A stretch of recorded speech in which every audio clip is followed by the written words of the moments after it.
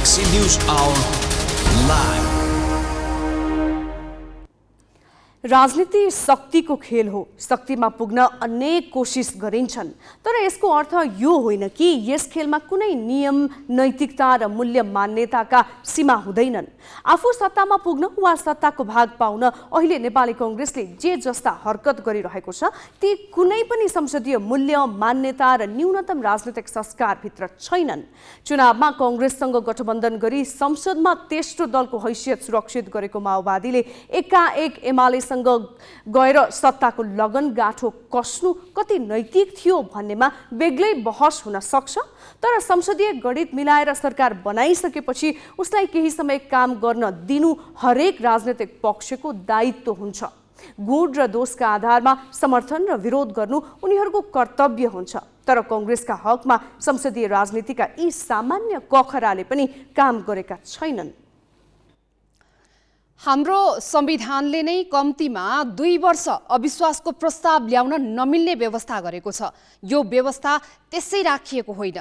2048 पछि जुन खालका असंसदीय खेल भए र मुलुकलाई अस्थिरताको सुरुङमा प्रवेश गराइयो, त्यो खराब इतिहास नदोहोरियोस् भन्ने त्यसको मर्म हो। तर कांग्रेस यतिखेर 2 वर्ष त के 2 महिना पनि धैर्य गर्न नसक्ने भएर सत्ताको प्यासले रन्थनिएको छ। संसदीय राजनीतिमा खारिएका कांग्रेस नेताहरू नै खुलेआम यो गठबन्धन भत्काउँछौं र सत्ताको हिस्सा आफ्नो पक्षमा पार्छौं भन्दै हिँडेका छन्।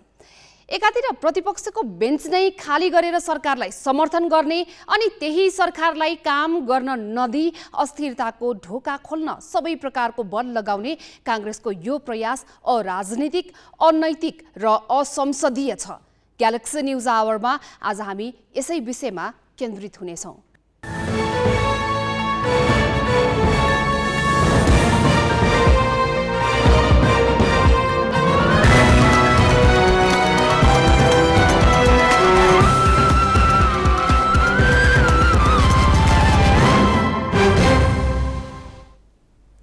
नमस्कार, यो हो गैलेक्सी न्यूज आवर। अब हेडलाइंस।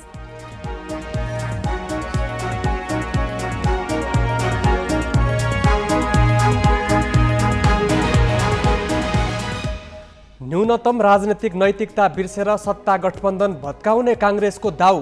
आफैले समर्थन दिएको सरकारका 100 दिन पनि कुर्न सकेन। कोइराला पक्ष भन्छ विश्वासको मत दिनु नै गलत। 2 साता अघि अपहरणमा परेका जनकपुरका 2 युवकको शव भारतमा फेला। 20 लाख रुपैयाँ फिरौती मागेर अपहरणकारी सम्पर्कविहीन। आसपासका क्रसर उद्योग बन्द भएपछि सङ्लियो त्रिशुली। खानी क्षेत्र तोकेर मात्र उत्खनन गर्न विज्ञको सुझाव। नदीको अन्धाधुन्द दोहनले ठूला विपत्ति र कमसल विकासको दुष्चक्र। अमेरिकी राष्ट्रपतिमाथि न्याय मन्त्रालयको अनुसन्धान तीव्र। बाइडेनका घरमा बारम्बार छापा। अति गोप्य दस्तावेज जफत। र सुषमा तामाङ थाइल्यान्डमा जारी 22 वर्ष मुनिको एसियन बक्सिङ च्याम्पियनसिपको फाइनलमा स्वर्ण पदकका लागि उज्बेकिस्तानकी फार्जनासँग भिड्ने।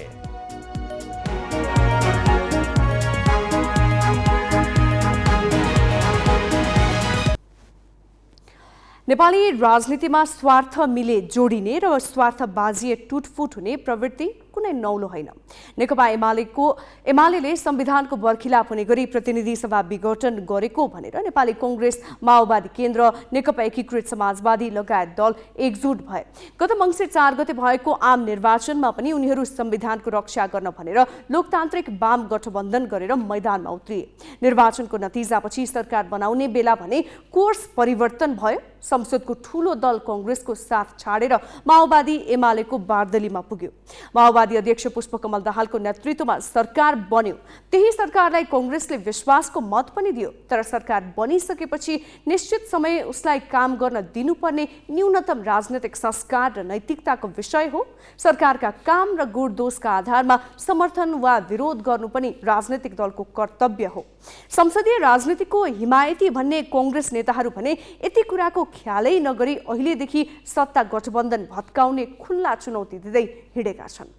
2072 मा संविधान जारी हुनु अघि अस्थिर सरकार भएपछि दलहरूले नै सहमति गरे र संविधानमै लेखे प्रधानमन्त्री नियुक्त भएको पहिलो 2 वर्षसम्म अविश्वासको प्रस्ताव ल्याउन नपाउने।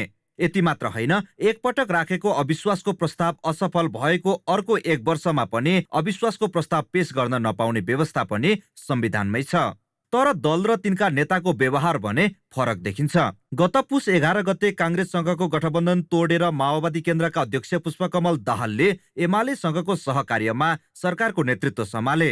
सत्ताबाट अनपेक्षित रूपमा बाहिरिनु पर्दा रन्थनिएको काङ्ग्रेस त्यही दिनबाट गठबन्धन भत्काउन सके जति बल लगाइरहेको छ।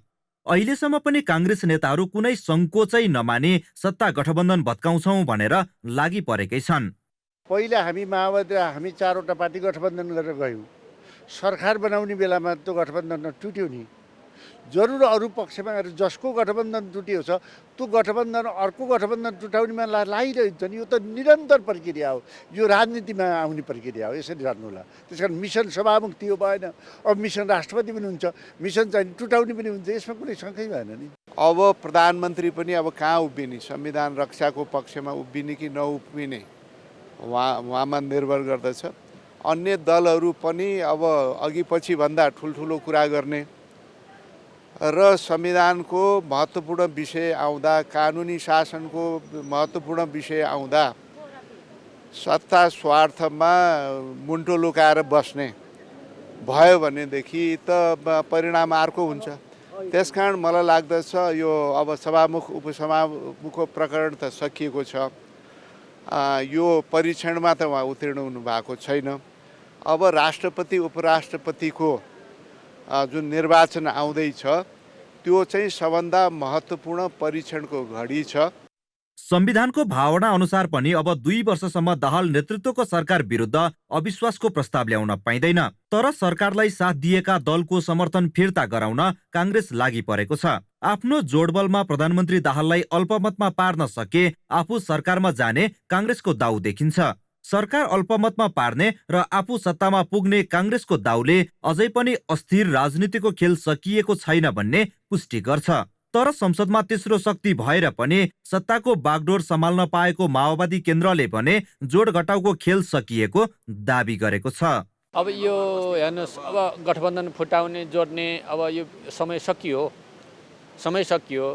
अब त एउटा गठबन्धन बनिसक्यो, यो त अगाडि जानु पर्यो, निरन्तरता पाउनु पर्यो, जनताको काम गर्नु पर्यो। यहाँ धेरै मुद्दाहरू छन्, ती मुद्दालाई समाधान गर्नु पर्यो, त्यता पो जाने हो त। फेरि फुटाउने, फेरि जोड्ने यो खेलमा अब लाग्ने होइन। आफू अनुकूल सरकार बनाउन लाग्नु कुनै पनि संसदीय शक्तिको प्रयासलाई एक हदसम्म स्वाभाविक मान्न सकिन्छ। तर सरकार बनिसकेपछि उसलाई काम गर्न दिनु पनि न्यूनतम राजनीतिक नैतिकता र संस्कार संसदीय शक्तिमा हुनुपर्छ। विपक्षमै रहे पनि रचनात्मक सहयोग गर्छु भन्न सक्नुपर्छ। तर आफैले समर्थन गरेको सरकारलाई समेत तत्कालै ढाल्छु भन्दै हिँड्नु कति नैतिक र संसदीय मूल्य अनुकूल हुन्छ, एकपटक सोच्ने हो कि। क्यामेरामा सञ्जय घिमिरेका साथ बासु खड्का, ग्यालेक्सी फोके, काठमाडौँ।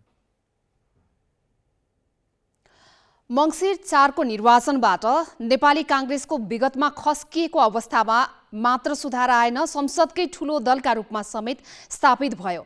तत्कालीन सत्ता गठबन्धनको गठजोडले उसँग स्पष्ट बहुमतको आधार बन्यो। संघीय सरकारमा मात्र होइन, प्रदेश सरकारहरूमा पनि काङ्ग्रेसको राम्रै पकड हुने पक्का देखियो। तर काङ्ग्रेस संस्थापन पक्षकै केही नेताको आफू केन्द्रित स्वार्थ र परिस्थितिप्रति नेतृत्वको नजरअन्दाजले मुखैमा आएको सत्ता पनि गुम्यो, जसको सजिलै फाइदा उठाए नेकपा एमालेका अध्यक्ष केपी शर्मा ओलीले र आज सरकारमा उनकै छाया देखिन्छ। आवरणमा सरकारको नेतृत्व माओवादी केन्द्रका अध्यक्ष पुष्पकमल दाहालले गरेको देखिए पनि सुप्रिम पावर अर्थात् पर्दा पछाडिको प्रधानमन्त्रीका रूपमा भने नेकपा एमालेका अध्यक्ष केपी शर्मा ओली देखिएका छन्। उनकै पहलमा बनेको सत्ता गठबन्धनबाट उनले चाहेपछि मात्र मन्त्रीमण्डल विस्तार हुनु र मन्त्री परिषदका सदस्य छानुले पनि सरकारमा उनको बोलवाला छ भन्ने सहजै अनुमान गर्न सकिन्छ। ओली र दाहाल तत्कालीन एमाले र माओवादी जोडेर नेकपा बनाउँदा सहयात्री भए पनि सो पार्टीमा बेमेलको वातावरण बन्दा एक अर्काका कटु आलोचकका रूपमा लोकले चिनेका अनुहार हुन्। पार्टी सभापति शेरबहादुर देउवालाई सरकारको नेतृत्व नछाड्न काङ्ग्रेस भित्रकै दबाव र दाहाललाई प्रधानमन्त्री स्वीकार नगर्ने अवस्थाको फाइदा ओलीले उठाए। नयाँ सरकार गठनपछि ओलीले आफूले रोजे चाहेका व्यक्ति मन्त्री परिषदमा पठाउनु र सभामुख पनि उनैको रोजाइका पात्र हुनुले पनि शक्तिको प्रयोगमा उनी दाहालभन्दा अगाडि रहेको छर्लङ्ग हुन्छ। त्यो मात्र होइन, हिजो आफ्नो नेतृत्वको सरकार हुँदा दुई पटक प्रतिनिधि सभा विघटनको चर्को आलोचना गरेका दाहाललाई प्रधानमन्त्री बनाई उनकै अघिल्तिर उभिएर ओलीले तत्कालीन अवस्थामा विघटन सही थियो भन्ने अभिव्यक्ति निर्धक्कसँग दिए। संसदीय प्रणालीमा संसद बेलायतमा पनि भङ्ग हुन्छ, इन्डियामा पनि हुन्छ, जापानमा पनि हुन्छ, इजरायलमा पनि हुन्छ, अन्यत्र पनि हुन्छ। अमेरिकी राष्ट्रपतिको निर्वाचन यति तारिक यो बार यस्ता कुराहरू निर्धारित हुन्छन्, त्यो संविधानमै हुन्छ। अनि संविधानमा कहाँले नेरी लेख्या छ भन्ने हो भने बेलायतमा संविधानमा लेख्दैन त, अभ्यासबाट चल्या हुन्छ। पार्लियामेन्ट्री सिस्टम अभ्यासबाट, परम्पराबाट लेखेको छैन भने अगाडि के भएको छ भनेर हेर्नुपर्छ। मैले त शेरबहादुरजीले के गर्नुभएको थियो भनेर पो हेरेँ त। झन् गुरु मान्दाखेरि हमला। तर दाहालले सुनि मात्र रहे, ओलीको अभिव्यक्तिको प्रतिवाद गर्न सकेनन्। आवरणमा सरकारको नेतृत्व दाहालले गरे पनि हर्ताकर्ता ओली नै हुन् भन्ने आफूलाई विश्वासको मत दिएको नेपाली काङ्ग्रेसलाई मिलाएर लैजाने दाहालको प्रस्ताव ओलीले अस्वीकार गर्नुबाट पनि प्रष्ट हुन्छ। यिनै कारण नेपाली काङ्ग्रेसका महामन्त्री विश्वप्रकाश शर्माले संसद बैठकमै प्रधानमन्त्री दाहाललाई पिजडामा थुनिएको सुङ्गाको संज्ञा दिए। आफू प्रधानमन्त्री भएको बेलामा सँगैको मित्रले उच्च स्तरीय संयन्त्र बनाऊ भन्दै गर्दाखेरि संविधानले नचिनेको उच्च स्तरीय संयन्त्र नबनाऊ भन्ने, अनि सँगैको अर्को मित्र प्रधानमन्त्री भएको बेला संविधानले नचिनेको उच्च स्तरीय संयन्त्र बनाउनु भनेको हामीले ढोक्सा थाप्न खोजेको भन्दा देशको प्रधानमन्त्रीलाई पिजडामा राख्न खोजिएको प्रयत्न हो भनेर म संज्ञा दिन चाहन्छु। मन्त्रालय भागभण्डामा ओली हाबी भए। भागभण्डाप्रति असन्तुष्टि जनाउँदै जनमत पार्टीले खानेपानी मन्त्रालय सम्हाल्न मानेको छैन। जनता समाजवादी पार्टी त सरकारमा सहभागी भएकै छैन। आफूलाई वन र खेलकुद मन्त्रालय दिने निर्णय पुनर्विचार गर्न प्रधानमन्त्री दाहाललाई आग्रह गरे पनि उनीबाट कुनै संकेत नपाएपछि जसपा अध्यक्ष उपेन्द्र यादव बालकोट धाउन थालेका छन्। काङ्ग्रेसका कतिपय नेता ओली बढी हाबी भएपछि दाहाललाई विश्वासको मत दिएकोमा पछुताउन थालेका छन्। काङ्ग्रेसको संस्थापन इतर समूहले आइतबार काठमाडौँको 32 पुतलीमा भेला गरेरै दाहाललाई विश्वासको मत दिनु गल्ती भएको स्वीकार गरेको छ। निर्वाचनभन्दा अगाडि 5 दलको राष्ट्रिय स्तरमा गठबन्धन थियो। निर्वाचनमा पनि भयो, प्रदेशको निर्वाचनमा पनि भयो, सङ्घको निर्वाचनमा पनि भयो र जनताको बिचमा जुन प्रतिबद्धताहरू अब 5 दलका नेताहरूले व्यक्त गर्नुभएको थियो, अब त्यो लामो समयसम्म तपाईँको कायम राख्न सक्नु भएन। आज त्यसको नराम्रो नै प्रभाव देशभरि नै परेको छ। हामीले आशंका छ कि अब मुलुक गलत दिशामा नजाओस्, मुलुकमा फेरि राजनीतिक अस्थिरता उत्पन्न नहोस् र सुरुकै संसदको बैठकमा जुन किसिमको अभिव्यक्तिहरू अब केही नेताहरूबाट आयो संसद विघटनसम्मको कुरा, त्यस्तो अवस्थाहरू नहोस्। काङ्ग्रेसको प्रस्तावमा प्रधानमन्त्री बनेको भए दाहालले अहिले जस्तो सकस झेल्नु नपर्ने हुन सक्थ्यो। यस्तै काङ्ग्रेसले पनि पछुताउनु पर्ने थिएन। कम्तीमा 4 प्रदेशका सरकार काङ्ग्रेसकै नेतृत्वमै गठन हुन्थे। काङ्ग्रेसले बेलैमा सुविचारित निर्णय गर्न नसक्दाको सबैभन्दा ठूलो लाभ नेकपा एमाले पाएको छ। प्रधानमन्त्रीको कुर्सीमा दाहाल विराजमान भए पनि शक्ति केन्द्र बालकोट बन्न पुगेको छ। क्यामेरामा साधुराम लामिछानेका साथ अङ्गराज नेउपाने, ग्यालेक्सी फोके, काठमाडौँ। यसैबीच हामीले प्रधानमन्त्री पुष्पकमल दाहालमाथि कस्तो दबाब छ भनेर राजनीतिक विश्लेषक राजेन्द्र दाहाललाई सोधेका छौँ। केही न प्रकारेण प्रधानमन्त्री हुनुभयो, प्रधानमन्त्रीमा रहनु छ। मन्त्रालय प्रमुख मन्त्रालय त उहाँले अरूलाई दिनुभएको छ। उहाँका पार्टीका सहयोगीहरू त छन्, तर धेरै प्रभावकारी मन्त्रालयमा त अरूलाई दिएर बस्नु भएको छ, किनभने उहाँलाई प्रधानमन्त्री हुनु छ, होइन? त्यस कारणले अब उहाँलाई प्रधानमन्त्री रहिराख्नको लागि त ओलीजीकोमा जानु पर्यो। किनभने ओलीजीसँग मैले अघि नै भने राजनीतिक शक्ति त गठबन्धन त उहाँले बनाउनु भयो, त्यस कारणले राजनीतिक शक्ति त ओलीजीसँग छ। त ओलीजीबाट राजनीतिक शक्ति निश्चित हुन्छ, त्यहाँबाट प्रभावित हुन्छ भने अब प्रचण्डजीको गन्तव्य कहाँ हुने भयो भने ओलीजीकै नै हुने भयो। त्यो स्वाभाविक हो कुरा, त्यसमा चाहिँ उहाँ त्यहाँ धाइराख्नुपर्छ। जुन दिन उहाँ धाउन छोड्नुहुन्छ, ओलीजीबाट निश्चित हुने प्रभावित हुने जुन राजनीतिक शक्ति छ त्यो अर्कोतिर प्रभावित हुन सक्छ। त्यतिखेर प्रचण्डजी प्रधानमन्त्री नरहिराख्न सक्नुहुन्छ। अब केही न्यूज संक्षेपमा। माओवादी केन्द्रले स्थायी समितिको बैठक बोलाएको छ।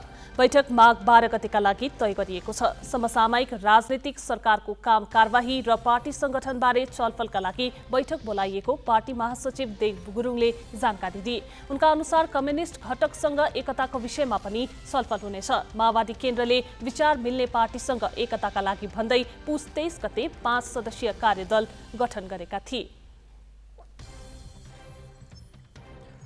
जनकपुरका एकै परिवारका 2 युवाको अपहरणपछि हत्या भएको छ। जनकपुर उपमहानगरपालिका 8 र 13 का 2 युवाको सीमावर्ती भारतीय गाउँमा हत्या भएको हो। 21 वर्षीय रोहित शाह र 22 वर्षीय विष्णु शाहको शव सीतामढी जिल्लाको बेला थाना अन्तर्गतको पर्सा गाउँमा खाल्टो खनेर गाडेको अवस्थामा आज बिहान फेला परेको हो। रोहित पुस 27 मा विष्णुलाई लिएर सीतामढी जिल्लाको बेला परिहारा रहेको मामाघर गएका थिए। मामाघर पुग्नु अघि नै अज्ञात समूहले उनीहरूलाई अपहरण गरेको हुन सक्ने प्रहरीको आशंका छ। एक साताअघि विष्णुका परिवारसँग अपहरणकारीले भारतीय नम्बरबाट फोन गरी 50 लाख रुपियाँ मागेका थिए। विष्णुको परिवारले अपहरणकारीलाई दिन 20 लाख रुपियाँ जोहो गरेको थियो। अपहरणकारीले फिरौती रकमका लागि सर्लाहीको मलङ्गवा नजिक नेपाल भारत सीमा क्षेत्रमा बोलाएपछि यसबारे विष्णुको परिवारले प्रहरीलाई जानकारी गराएको थियो। अनुसन्धानका क्रममा भारत जाँदा खाल्डो खनेर गाडेको अवस्थामा शव भेटिएको जिल्ला प्रहरी कार्यालय धनुषाका प्रहरी नायब उपरीक्षक प्रदीप बहादुर छेत्रीले जानकारी दिए। हत्याको आशंकामा 5 जना पक्राउ परेका छन्। नेपाल प्रहरीले 2 र भारतीय प्रहरीले 3 जनालाई पक्राउ गरेका हुन्। बाँकी प्रसङ्ग स्मृति मल्लबाट। गृह मन्त्रालयले बन्द गराएका 750 क्रसर उद्योग प्राय नदी, खोला वा पानीको स्रोत नजिक सञ्चालनमा रहेको पाइएको छ।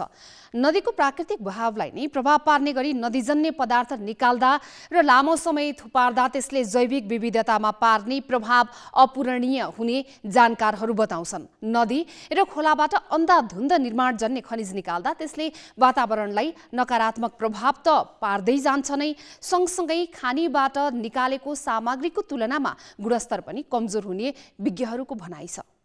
उपप्रधान तथा गृहमन्त्री रवि लामिछानेले अवैध क्रसर उद्योग बन्द गर्न निर्देशन दिए लगत्तै मुलुकभरका 750 क्रसर उद्योग बन्द गरिए। यो संख्या सञ्चालित क्रसर मध्ये 65% हो। विभिन्न राजनैतिक दल, तिनका नेता र कतिपय सुरक्षा निकायकै बहालवाला तथा पूर्व अधिकारीका आडमा त्यस्ता क्रसर उद्योग स्थापित मापदण्ड उल्लङ्घन गरी पानीको स्रोत नजिक सञ्चालन गरिएका थिए। ती उद्योगले नदी र खोलाबाट जथाभावी रूपमा नदीजन्य पदार्थ निकाल्दै लामो समयसम्म खोला छेउमा थुपारेर राख्थे। यसरी निरन्तर खोला दोहन गर्दा जलचर प्राणीको जैविक चक्र बिथोलिएर अप्राकृतिक बहावले धनजनको क्षति निम्तिने खतरा बढ्दै गएको थियो। नदी विभिन्न जलधार क्षेत्र समेट्दै निरन्तर बगिरहेको हुन्छ।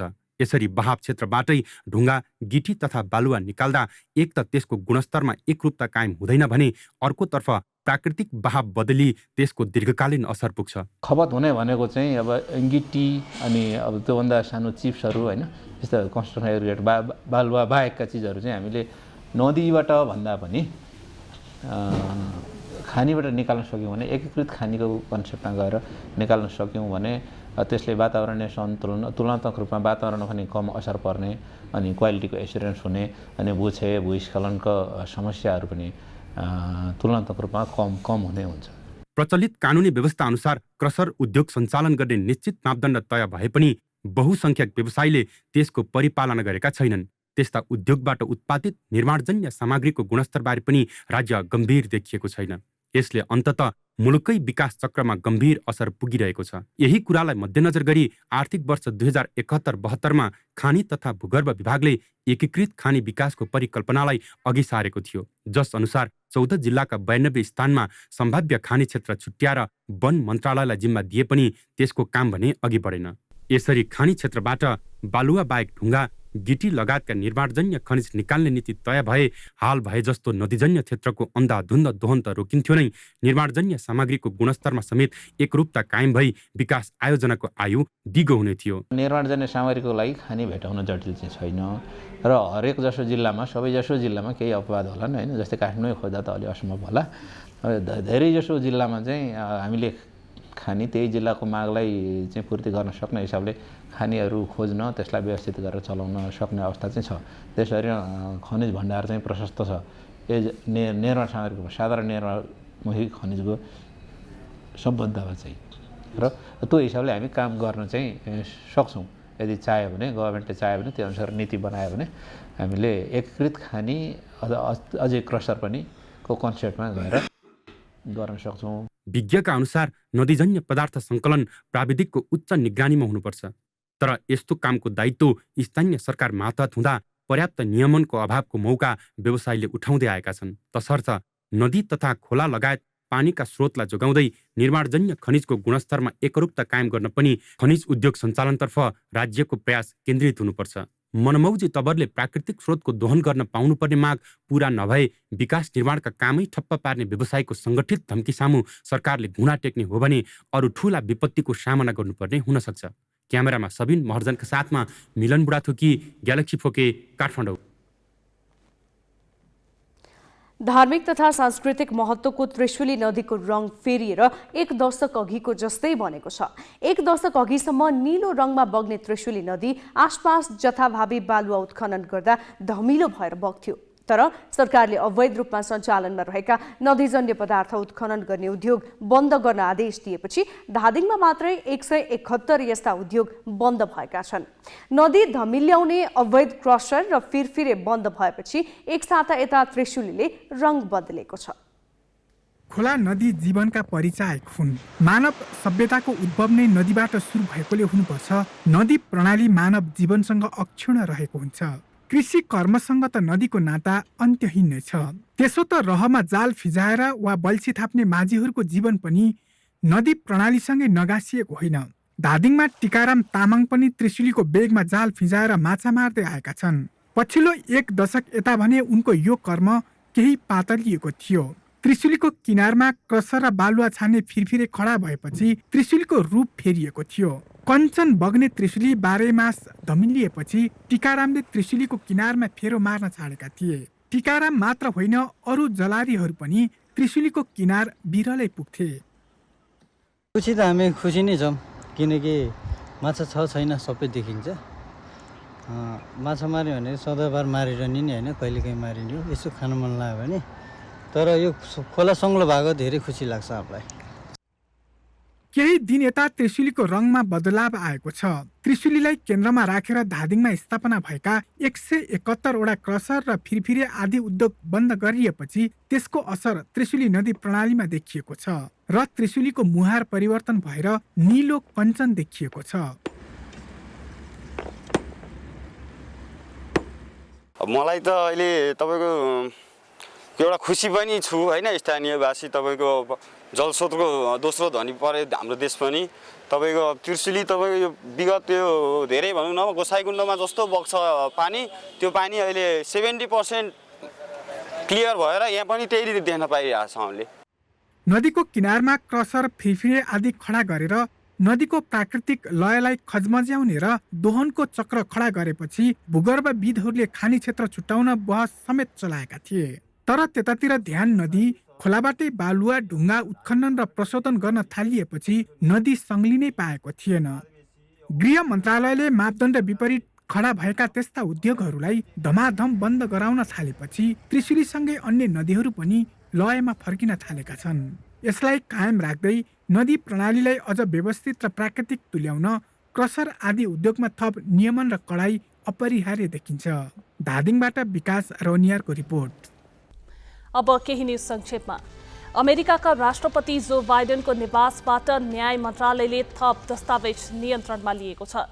मन्त्रालयको टोलीले राष्ट्रपति बाइडेनको डेलावेयर स्थित निवासबाट 6 वटा गोप्य दस्तावेज नियन्त्रणमा लिएको अन्तर्राष्ट्रिय सञ्चार माध्यमले जनाएका छन्। बाइडेनको विल्मिङटन स्थित अर्को घरबाट गत शुक्रबार पनि केही दस्तावेज जफत गरिएको थियो। जफत गरिएका दस्तावेज बाइडेन उपराष्ट्रपति र सिनेटर हुँदाका समयको भएको समाचारमा उल्लेख छ। बाइडेन आफैले लेखेका कागजात र अन्य महत्त्वपूर्ण सामग्री नियन्त्रणमा लिएको अनुसन्धानमा खटिएका वकिल बब बावरले बताएका छन्। क्रिस हिप्किन्स न्युजिल्यान्डको प्रधानमन्त्री नियुक्त भएका छन्। लेबर पार्टीको प्रस्तावलाई आज प्रतिनिधि सभाले अनुमोदन गरेपछि हिप्किन्स न्युजिल्यान्डको नयाँ प्रधानमन्त्री नियुक्त भएका हुन्। उनले बुधबार पद तथा गोपनीयताको शपथ लिनेछन्। जसिन्डा आर्डर्नले राजीनामा दिएपछि नयाँ प्रधानमन्त्री नियुक्त गरिएको हो। हिप्किन्सले न्युजिल्यान्डको 41औं प्रधानमन्त्रीका रूपमा कार्यभार सम्हाल्नेछन्। नयाँ प्रधानमन्त्री बनेका आगामी अक्टोबरमा आम निर्वाचन हुन लागेकाले हिप्किन्सले 9 महिना सत्ता सम्हाल्नेछन्। 44 वर्षीय क्रिस यसअघि प्रहरी, शिक्षा र सार्वजनिक सेवा मन्त्री थिए। उनी सन् 2008मा पहिलो पटक सांसद बनेका थिए। मुद्रास्फीति र बढ्दो सामाजिक असमानताका कारण आर्डनले पद त्यागेको पृष्ठभूमिलाई हिप्किन्सलाई काम गरेर देखाउन सहज नरहेको विश्लेषकहरूले बताएका छन्। ब्राजिलका सेना प्रमुख जनरल जुलियो सेजर डे अरुडा बर्खास्त भएका छन्। संसद, राष्ट्रपति र सर्वोच्च अदालतमा भएको आक्रमण रोक्न प्रभावकारी भूमिका निर्वाह नगरेको आरोपमा राष्ट्रपति लुला दा सिल्भाले सेना प्रमुख अरुडालाई बर्खास्त गरेका हुन्। अरुडा सेनाको कमान्ड सम्हालेको 3 सातामै बर्खास्त भएका हुन्। राष्ट्रपति लुलाले सशस्त्र बलका सदस्य र प्रदर्शनकारीसँग मिलेर देशमा हिंसा भड्काएको आरोप लगाउँदै यसअघि पनि थुप्रै उच्च अधिकारीलाई बर्खास्त गरेका थिए।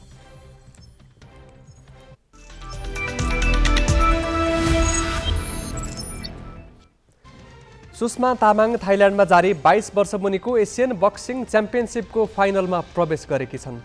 आज भएको महिला 48 किलो तौल समूहको सेमिफाइनलमा मङ्गोलियाकी जुनारगुली वाइसेवाईलाई पराजित गर्दै सुषमा फाइनल पुगेकी हुन्। फाइनल प्रवेश गरेसँगै सुषमाले रजत पदक पक्का गरेकी छन्। स्वर्ण पदकका लागि उनले उज्बेकिस्तानकी फोजिलोभा फर्जनासँग खेल्ने छिन्। फाइनल बुधबार हुनेछ। प्रतियोगितामा फाइनल पुग्ने सुषमा पहिलो नेपाली खेलाडी हुन्। प्रतियोगितामा नेपालबाट 3 पुरुष र 3 महिला खेलाडी सहभागी थिए। तेस्रो टाइगर कप राष्ट्रिय अन्तर्राष्ट्रिय आमन्त्रित खुल्ला क्लब च्याम्पियनसिप भलिबल प्रतियोगिता पोखरामा सुरु भएको छ। गण्डकी प्रदेशका मुख्यमन्त्री खगराज अधिकारीले आज प्रतियोगिता उद्घाटन गरे। राउन्ड रोबिनका आधारमा हुने प्रतियोगितामा पुरुषतर्फ Tribhuvan Army, Nepal Police, APF Gandaki Pradesh र श्रीलङ्काको सेन्ट जोसेफ वाच स्पोर्ट्स क्लबले प्रतिस्पर्धा गर्दैछन्। त्यस्तै महिलातर्फ त्रिभुवन आर्मी, एपीएफ गण्डकी प्रदेश र न्यू डायमन्ड स्पोर्ट्स क्लबले प्रतिस्पर्धा गर्नेछन्। उपाधि विजेता टिमले 5-5 लाख रुपैयाँ पाउनेछन्। बाँकी प्रसङ्ग सोनिका अर्यालबाट। प्रत्येक वर्ष माघ शुक्ल प्रतिपदाका दिन मनाइने सोनाम लोसार यसपालि आज सुरु भयो। तामाङ समुदायले सोनाम लोसारलाई नयाँ वर्षको रूपमा मनाउँछन्। मञ्जुश्री पात्र अनुसार आज 2859औं वर्ष सुरु भयो। काठमाडौँमा बसोबास गर्ने तामाङहरूमध्ये कतिपय पर्व मनाउन टुडी खेलमा जम्मा भए भने अधिकांशले आफ्नै थाकथलोमा मनाए। जहाँ मनाए पनि उनीहरूले पर्वलाई आफ्नो संस्कृति प्रवर्धन गर्ने मौकाका रूपमा उपयोग गरेका छन्। अन्य समुदायका लागि सोनाम लोसार तामाङ संस्कृतिबारे बुझ्ने अवसर बनेको छ।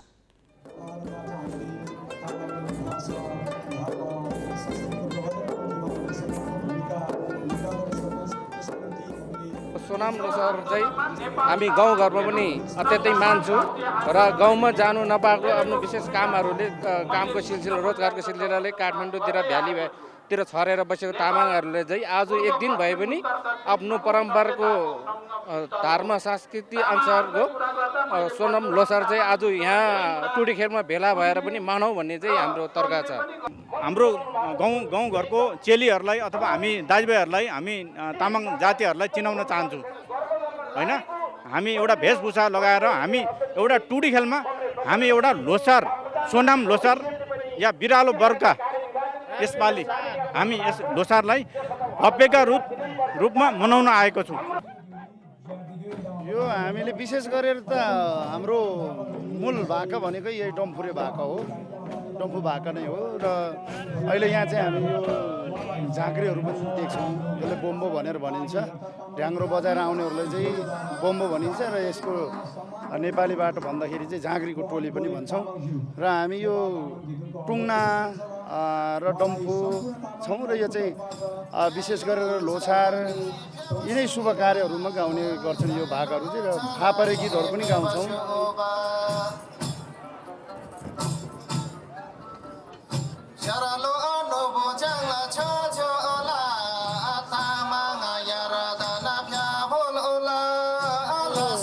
परम्परा अनुसार त्यसमा छ्याङ जाँड हुन्छ र रक्सी पनि हुन्छ र त्यसमा हाम्रो रोटी हुन्छ ल त्यसलाई सगुन भनिन्छ। यो लोसारमा चाहिँ हाम्रो खाप्सियोहरू भयो होइन, रोटी रक्सीहरू नै भयो, हाम्रो विशेष त सगुनलाई नै मान्छ। र देशमा त विभिन्न जात जाति धर्म सबै छ नि त, यसकोमा चाहिँ एकअर्काको बारेमा बुझ्नलाई सजिलो, अनि अब तामाङको बारेमा होइन, अब सबैको जात जातिको बारेमा बुझ्नलाई अलि सजिलो हुँदो रहेछ यस्तो कार्यक्रमहरू चाहिँ आयोजना गरेर। मलाई रमाइलो लागिरहेछ, यहाँको वेशभूषादेखि लिएर होइन सबै मलाई रमाइलो लागेछ।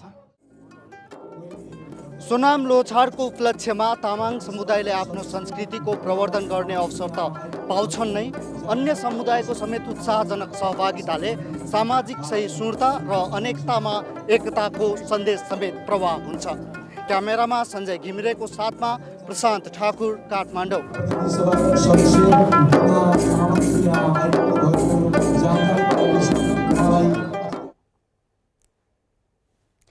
मरणोपरान्त मानव शरीरका धेरै अङ्गदान गर्न सकिन्छ। मुटु, कलेजो, मृगौला, आँखा, सानो आन्द्रा लगायतका अङ्गदानबाट धेरै व्यक्तिलाई बचाउन सकिन्छ। मस्तिष्क मृत्यु भएका 4 जनाको अङ्गबाट हालसम्म 8 जनाले नयाँ जीवन पाएका छन्। नेपाल सरकारले 5 वर्ष अघि मस्तिष्क मृत्यु भएकाहरूको अङ्ग प्रत्यारोपण गर्न मिल्ने कानुन ल्याएको थियो, तर मस्तिष्क मृत्यु भएका व्यक्तिहरूको अङ्गदान गर्ने सङ्ख्या निकै न्यून रहेको छ। हालसम्म मरणोपरान्त अङ्गदान गर्न भनेर 2500 व्यक्तिले नाम दर्ता गराएका छन्। 2 वर्ष भएदेखि नै किडनीमा प्रब्लम थियो। काठमाडौँका 20 वर्षीय मिलन श्रेष्ठ 2 वर्षको हुँदा मृगौलामा समस्या देखिएको थियो। उपचारका लागि उनलाई भारतसम्म पुर्याइयो। अमृतले 8 वर्षसम्म नियमित औषधि सेवन गरे। ठिक होला भनेर खाएको औषधिले उल्टै घात गर्यो। 10 वर्षको छँदा दुवै मृगौला फेल भए। 5 वर्ष डायलासिस गराए। यसैबीच मृगौला प्रत्यारोपण गराउन पनि खोजियो, तर परिवारका कुनै सदस्यको पनि मिलेन। 2074 वैशाख 27 गते भने उनको जीवनमा चमत्कार नै भयो। शहीद धर्मभक्त राष्ट्रिय प्रत्यारोपण केन्द्रले मस्तिष्क मृत्यु भएका 1 जनाको मृगौला अस्पताल आएको भन्दै फोन आयो। उक्त मृगौला उनको शरीरसँग मिल्यो। मिलनले नयाँ जीवन पाए। डायलासिस गरिराख्नु पर्ने बेला एकदम गाह्रो हुन्थ्यो कि स्कुल जानलाई पनि, अब पछि पढिराख्न पनि। फेरि मेरो यो चाहिँ अब एसई दिनुपर्ने इयरमा भएको थियो कि। अब हाम्रो ट्रान्सप्लान्टेसन भइसकेपछि त अब म नर्मली कलेज स्कुलहरू जान सकेँ। त्यसले गरेर मलाई लाइफमा इजी पनि भयो। अब मेबी अब त्यो ट्रान्सप्लान्टेसन नभएको भए के थाहा अब म स्कुल जान सक्थेँ कि सक्दिनँ थिएँ, बिकज अब कलेज क्लासहरू छोडेर डायलासिस गर्न जानुपर्ने त एकदम गाह्रो हुन्थ्यो। तर अहिले चाहिँ I can go to college. म अहिले नर्मली नै कलेज गइरहेको छु, नर्मली नै हिँडिरहेको छु। सो त्यसको लागि चाहिँ आई फिल भेरी लकी, अनि त्यसको लागि चाहिँ I am very grateful. Brain डेथबाट अङ्ग पाउने मिलन पहिलो व्यक्ति हुन्। 5 वर्षदेखि उनी स्वस्थ जीवन बाँचिरहेका छन्। मिलन जस्तै 24 वर्षीय सुश्री थापा मगरले पनि मस्तिष्क मृत्यु भएका व्यक्तिको मृगौलाबाट नै नयाँ जीवन पाएकी छन्। उनको 19 वर्षको उमेरमा दुवै मृगौला फेल भएका थिए। 4 वर्ष डायलासिस गराएकी सुश्री लामो समय बाँच्ने आशा मारिसकेकी थिइन्। पढ्ने र काम गर्न पाउने त सोच्नै सकेकी थिइनन्। कुनै पनि आफन्तको मृगौला नमिलेपछि डायलासिसले उनको आयु किस्ताबन्दीमा थप्दै लगेको थियो। मृगौला पाइन्छ कि भनेर परिवारले प्रत्यारोपण केन्द्रमा नाम लेखाएको थियो। उनको हकमा पनि चमत्कारै भयो। 6 महिना अघि मात्र अस्पतालबाट फोन आयो। उनको शरीरमा खप्ने मृगौला भेटियो। धन्न मेरो मिल्यो कि एकदमै ह्याप्पी भयो। एकदमै मेरो मिल्यो हो भन्ने भयो। अनि भोलिपल्ट त मलाई अपरेसन रुममा लानु भयो कि, अनि इन्जेक्सन हालिदिनु साँच्चै नै मेरो अपरेसन हुन लाग्यो भनेर मनमा नै सोचेँ कि मैले। अब मैले त्यो जुन कुरा सोचेकै थिइनँ, आफू लाइफ टाइममा यस्तो ट्रान्सप्लान्ट हुन्छ, मेरो नयाँ लाइफ पाउँछु भनेर सोचेकै थिइनँ नि त। अनि त्यो पाउँदा चाहिँ एकदमै खुसी फिल भयो मलाई चाहिँ। पास्टमा त्यति धेरै सोचेँ नि त, अब नर्मल लाइफ कहिल्यै हुँदैन जस्तो सोचेको थिएँ नि त। तर भयो, अब त्यही हो, अब नर्मल लाइफ सुरु हुन्छ। पढाइ पनि जब पनि सँगसँगै हुन्छ नि, त्यही स्टार्ट गर्ने सोचमा छु अहिले चाहिँ।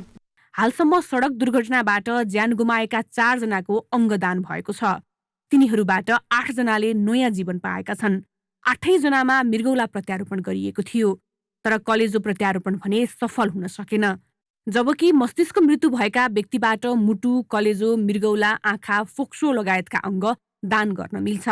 तर चेतनाको अभावका कारण अङ्गदान गर्नेको सङ्ख्या निकै न्यून छ। मस्तिष्कको मृत्यु भनेको पूर्ण रूपमा मृत्यु भइसकेपछि अरू अङ्गहरू केही समय चलेको बेलामै दान भयो भने त्यो अङ्ग विभिन्न व्यक्तिमा प्रत्यापन गरेर ती व्यक्तिहरूलाई बचाउन सकिन्छ। त्यो खेर जाने, खरानी भएर जाने या गाडेर सकिने अङ्गहरू दान भयो भने विभिन्न अङ्ग फेल भए व्यक्तिहरूलाई प्रत्यापन गरेर बचाउन सकिन्छ। यस्तो पवित्र अवसर हामीले गुमाउनु हुँदैन। यदि भवितव्य परेर हामी कसैको मस्तिष्क मृत्यु भयो भने आफ्नो परिवार, नजिकको परिवारको सदस्यले त्यो व्यक्तिको तर्फबाट अङ्गदान गर्न मञ्जुरनामा दिन सक्नुहुन्छ। यसो भयो भने धेरै ठुलो सङ्ख्यामा अङ्गदान हुनसक्छ। अङ्ग प्रत्यारोपण गरेर धेरैजना व्यक्तिले बचाउन सकिन्छ। सरकारले मरणोपरान्त अङ्गदान गर्न पाउने व्यवस्था गरेको छ। मृगौला, कलेजो, आँखा, सानो आन्द्रा जस्ता अङ्ग अरूलाई दान गरेर जीवनदान गर्न सकिन्छ, जसमा मरणोपरान्त अङ्गदान गर्न 2500 व्यक्तिले मन्जुरी दिएका छन्। दुर्घटनाबाट ज्यान गुमाएका व्यक्तिको अङ्ग 24 घण्टाभित्र अन्य व्यक्तिको शरीरमा प्रत्यारोपण गर्न सकिन्छ। क्यामेरामा रविन्द्र श्रेष्ठ र सबिन महर्जनका साथ प्रज्ञा मल्सिना, ग्यालेक्सी 4K, काठमाडौँ। सरकारले कोही नागरिक पनि भोकै पर्दैन, भोकले मर्दैन भन्ने नारा रटिरहेको छ। तर पेट भोकै रहने पीरले तनहुँमा उमेरले 7 दशक पार गरिसकेका वृद्धहरूका गलेका पाखुरा पनि सेती नदीको चिसो स्याट सहेर बालुवा चालिरहेका छन्। काम नगरी घरमा चुलो बल्दैन, केटाकेटीको भोक टर्दैन। सस्तो ज्याला दरमै भए पनि दैनिक बालुवासँग खेल्नु उनीहरूको नियति हो। जीवनको 6 दशक पार भइसकेको उमेरलाई नेपाली परिवेशमा आराम गर्ने उमेर मानिन्छ। आर्थिक रूपमा हुने खानेहरू यो उमेर अघि नै कामबाट विश्राम लिन्छन्, घुमफिर गर्छन्। तर न्यून आय भएका गरी खानेलाई भने बुढेसकालमा पनि कामले छोड्दैन। चन्द्रमाया भुजेलको उमेर पनि 7 दशक नागिसक्यो। उनका 50 उमेर पछिका दिउँद सेती नदीकै सिरेटो सहेर बिते। उनले 2 दशक सेती किनारबाट बालुवा झिकेरै बिताइन्। कठ्याङ्ग्रिदो चिसोमा चन्द्रमाया एका बिहानै सेती किनारमा पुग्छिन्। बैस छदा जस्तो पाखुरीमा अहिले बल त छैन, तर पनि बालुवामा पसिना नपुगेसम्म उनको घरको चुलो बल्दैन। एक टिप नचालिएको बालुवा निकाले बापत उनले पाउने 700 रुपैयाँ मात्रै हो, र पनि त्यही एक टिप पुर्याउन उनलाई 4 दिनसम्म पाखुरा बजार्नुपर्छ। कमाइ हुन्न, के रेट पनि दिन्नन्, 700 दिन्छ, 4-5 दिन लाग्छ एक टिप बनाउन। दुःख छ नि, के गर्नु। नदी किनारबाट बालुवा झिक्ने सबै मजदुरले 3 वर्षदेखि एक टिपको 700 पाउँदै आएका छन्। बजारमा ठेकेदारले एक टिप बालुवा 6500 रुपैयाँसम्ममा बिक्री गर्छ। नदीजन्य सामग्री उत्खननका लागि घाट ठेक्का लिएका ठेकेदारले नाफा नहुने भन्दै मजदुरलाई ज्यालामा कसेका हुन्। बजारमा अचाक्ली महँगी ठेग्न पनि अन्य विकल्प नहुँदा मजदुर सस्तैमा श्रम बेच्न बाध्य छन्। काम गरेर मात्रै पनि भएन, काम गरेको चाहिँ अब जेला पनि चाहिँ अलिकति स्वस्थ रूपले चाहिँ होइन, जति चाहिनुपर्ने, जति कामदारलाई हुनुपर्ने त्यो छैन होइन। अब यो कुनै पनि निकायले चाहिँ अहिलेसम्म पनि खोजेर यसलाई पत्ता लगाउन नसकेकै अवस्था देखिन्छ क्या। किनभने यो धेरै पछाडि, अब 3 वर्ष अगाडिको कुरा अहिले 3 वर्ष पछाडि यो लेभलसम्म पनि त्यही लेयरले हामीले काम गर्न पर्दा त हामी त धेरै दुखी छौँ नि। यता नगरपालिकाले भने नदीजन्य पदार्थ उत्खननका लागि 9 वटा घाट ठेक्कामा दिएको र अघिल्ला वर्षमा भन्दा झण्डै आधा सस्तोमा ठेक्का दिएको बताउँछ। मजदुरको ज्यालाबारे भने नगरपालिका मौन छ। अघिल्लो वर्ष धेरै घनमिटरहरू माल मेटेरियलहरू थियो र अलिक बढी गएको थियो र ठुला आयोजनाहरू पनि थिए। यस वर्ष ठुला आयोजना पनि नहुनु, नेपाल सरकारले बिचबिचमा क्रसरहरूको मापदण्ड नपुगेको कारणले रोकिनु, अर्को राष्ट्रिय रूपमै अहिले आर्थिक मन्दी आउनु, निर्माणका कामहरू कम हुनु, सरकारी बाहेक व्यक्तिगत निर्माणहरू, औद्योगिक निर्माणहरू भएका छैनन्। ती कारणले पनि अब व्यवसायिकहरूले मलाई लाग्छ ठेक्का हाल्नेहरूले कम मूल्यमा हालेको अनुभूति मैले पाएको छु। स्थानीय सरकारलाई भने मजदुरको पीडामा भन्दा ठेकेदारको नोक्सानीमा बढी चिन्ता छ। आर्थिक मन्दीले ठेकेदारले लगानी गर्न नसकेको भन्दै आधा मूल्य घटेर ठेक्का दिएको नगरपालिकाले मजदुरको बाँच्नै मुस्किल हुने ज्यालाबारे भने बोलेको छैन, वा उसले बोल्न आवश्यक ठानेको छैन। तनहुँबाट अस्मिता खनालको रिपोर्ट।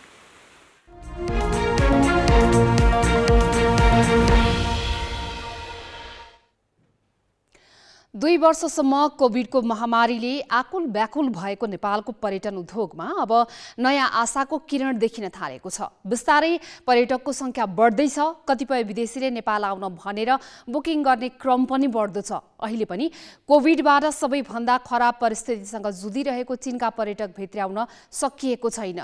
बाँकी विश्वमा यो हिमाली मुलुक अब पर्यटकका लागि खुलिसक्यो भन्ने सन्देश ठूलो आवाजमा प्रेषित गर्न सकिएको छैन।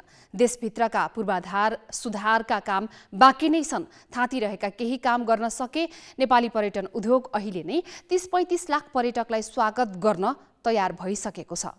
कोभिड महामारीबाट नेपाली अर्थतन्त्रमा सबैभन्दा बढी असर भोगेको क्षेत्र नै पर्यटन थियो। आजभन्दा 20 वर्ष अघि पनि नेपालमा मासिक 20,000 हाराहारी विदेशी पर्यटक आउँथे। तर कोभिडका कारण यसमा नराम्रो धक्का लाग्यो। 2076-77 को वसन्त ऋतु अर्थात् सन् 2020 को अप्रिलमा नेपाल घुम्न केवल 14 जना मात्रै आए। त्यसपछिका महिनाहरूमा पनि ज्यादै कम पर्यटक भित्रिएका थिए। सन् 2021 मा प्रतिदिन 410 जना पर्यटक आउने गरेकोमा 2022 मा 1682 जना पुगेको छ। व्यापार नभएर उजाड बनिसकेका देशभरका पर्यटकीय गन्तव्यहरू फेरि जुरुमुराउन थालेका छन्। विदेशीको आगमन बाक्लिएको छ। विश्वको सर्वोच्च शिखर सगरमाथा क्षेत्रमा पर्यटक आवागमन 70% भन्दा धेरैले बढेको छ। मुस्ताङ र पोखरा जस्ता अन्य पर्यटकीय गन्तव्यमा पनि चहल पहल बाक्लिएको छ। अघिल्लो सालभन्दा नेपाल घुम्न आउने पर्यटकको संख्या 4 गुणा बढेको छ। कोभिड अघिको अवस्थामा फर्किन झन्डै दोब्बर संख्यामा पर्यटक बढाउनु पर्ने चुनौती भए पनि अहिले पर्यटन उद्योगमा आशाको नयाँ किरण देखिएको छ। अब कोभिड बिस्तारै कम भएको अवस्थामा यो 2079 सालदेखि चाहिँ नि अलिकति आन्तरिक पर्यटन लगायत भारतीय पर्यटकहरू र अन्तर्राष्ट्रिय पर्यटकहरू चाहिँ अलिकति आगमन बढ्या छ र आउँदा दिनहरूको जुन बुकिङ देखिन्छ बुकिङहरू पनि अब अलिकति उत्साहजनक अगाडि बढ्न सकिने स्थिति देखिन्छ। चिनिया पर्यटकको अलिकति आगमन बढ्यो भने हामीलाई चाहिँ नेपालको पर्यटन उद्योगलाई निकै सहज हुन्छ। त्यसको गृह कार्यमा हामी लागिरहेछौँ। अहिले कोभिडको प्रभाव हट्नु, यातायात सुविधामा सुधार आउनु र प्रवर्धनात्मक गतिविधिदेखि स्तरीय होटल सुविधा जस्ता कुराले नेपालमा पर्यटकको आगमनमा सुधार भएको छ। छिमेकी चीनको सरकारले यसै हप्ता मात्र आफ्ना नागरिकलाई कोभिड सुरु भए ता पहिलो पटक विदेश घुम्ने अनुमति दिन सुरु गरेको छ। अहिले चीनमा कोभिडको प्रकोप असाधारण रूपमा बढे पनि नेपालका लागि त्यहाँका पर्यटकको आवश्यकता खड्किरहेको छ। अहिलेको अवस्था हेर्दा चाहिँ पर्यटन क्षेत्र चाहिँ राम्रै भइरहेको अवस्था छ। यहाँ अहिले विभिन्न कार्यक्रमहरूदेखि लिएर इन्टरनेसनल्ली पनि अब भारतीय पर्यटक र वैदेशिक विदेशबाट आउने तेस्रो मुलुकबाट आउने पर्यटकहरू पनि निकै मात्रामा आउनुभएको थियो। हुन त हामीसँग यो पर्यटकको सिजन यो हाम्रो अक्टोबर नोभेम्बरमा चाहिँ अहिले धेरै चलायमान हुन्छ। त्यो बेलामा चाहिँ हामीले सोचे भन्दा धेरै पर्यटकहरू पोखरामा आएको पाएका थियौँ। संसारमा कतै नभएको हिमालय श्रृङ्खला, अनुपम मौसमी परिघटना र सांस्कृतिक विविधताले नेपालको पर्यटन सम्भावना उच्च छ। धार्मिक, सांस्कृतिक र साहसिक पर्यटनका हिसाबले पनि नेपाल आकर्षक गन्तव्य हो। अधिकांश उपभोग्य वस्तु आयातमा निर्भर हुनुपर्ने र युवा जनशक्तिलाई विदेशमा काम गर्न पठाएर डलर कमाउनु पर्ने हाम्रो अर्थतन्त्रका लागि पर्यटन एक महत्त्वपूर्ण कडी हो। तर अर्थतन्त्रमा 2% भन्दा कमै मात्र योगदान दिँदै आएको पर्यटन उद्योगलाई विस्तार नगरी अहिले भोगिरहे जस्तो विदेशी विनिमयको अभावका समस्यालाई दिगो समाधान गर्न सकिन्न। 12 लाख पर्यटक कोभिडभन्दा अगाडि $48 प्रतिदिन प्रति टुरिस्ट 13 दिन बसाइ। त्यसले त केही पनि गरेन। थाइल्यान्डमै तपाईँको 4 करोड पर्यटक र $155 प्रति पर्यटक हुन्छ बसाइ पनि उनीहरूको लामो दीर्घावधिको छ। अब आजको भोलि नै थाइल्यान्ड पुग्न नसकौँला, तर त्यही लाओस चाहिँ काम्बोडिया चाहिँ हाम्रो बेन्चमार्क हुनसक्छ। यसमा के गर्ने हो? यसमा पनि अब सघन संवाद पर्यटन व्यवसायीहरूलाई बोलाएर यसमा वात्तै बढ्न सक्यो। नभए यो रेमिटेन्स सँगसँगै अन्य डाइभर्सिफिकेसनका सोर्सहरू यो फरेन एक्सचेन्जको लागि महामारीबाट बाहिर आएसँगै अहिले स्वतस्फूर्त रूपमा बढेको पर्यटन गतिविधिलाई अब सरकारको ठोस पहल चाहिएको छ। यसबेला हाम्रा कूटनीतिक संरचना र पर्यटन बोर्ड जस्ता निकायले प्रवर्धनात्मक काम गर्नुपर्नेछ। शिक्षा, स्वास्थ्य, अध्यात्म जस्ता पर्यटनका नयाँ आयाम खोजेर संसारभर यसको प्रचार गर्नु पनि आवश्यक छ। तर यस काममा राज्यको स्रोत सिद्ध्याएर आफ्नो बगली भर्ने मात्रै होइन, परिणाम देखाउने गरी काम गर्ने परिपाटी बनाउनु पर्नेछ। जिल्ला ब्युरोको सहयोगमा बिजनेस ब्युरो, ग्यालेक्सी फोके, काठमाडौँ। हामी ग्यालेक्सी न्यूज आवरको अन्त्यमा छौं। जाँदा जाँदै हेडलाइन्स।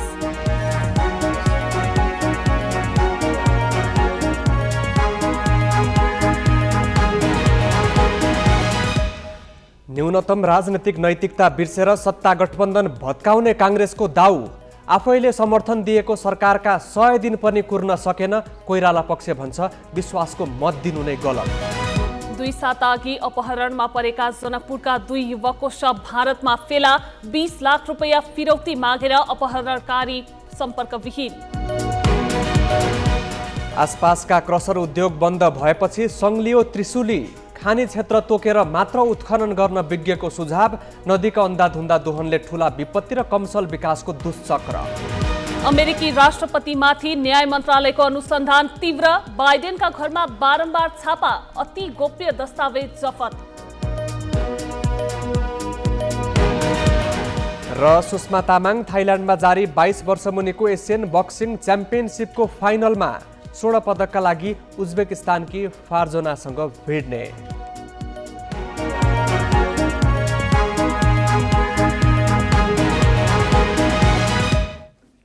आजलाई ग्यालेक्सी न्युज आवर सकियो। नमस्ते।